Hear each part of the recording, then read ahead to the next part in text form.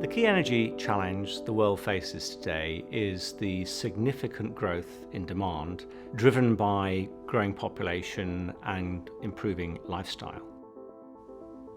Not only do people want more energy, they want energy that is affordable, they want energy that's reliable, and they want energy that's sustainable.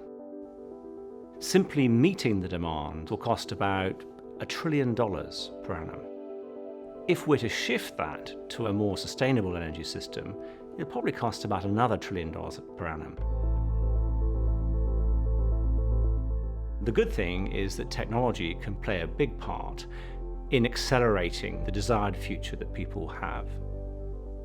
Technology operates across the full spectrum of the energy industry. In access to resources, we have world-class seismic imaging technologies that enable us to know where to drill.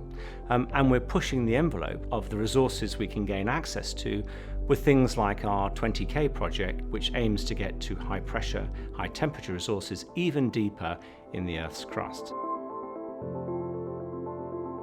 In our downstream businesses, which is where we convert hydrocarbons into products people want to buy, we have great examples of highly efficient conversion, both in refining and petrochemicals. And on the consumption end of our business, we focus on improving the efficiency of the use of energy products. This is most obvious in our advanced fuels and our advanced lubricants businesses.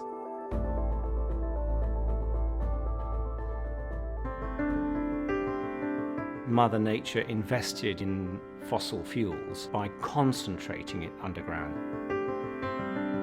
It's difficult to compete with that energy density. All the renewable forms of energy are very dispersed, and so you have to yourself concentrate them in order to come up with a product that is useful for us and can compete.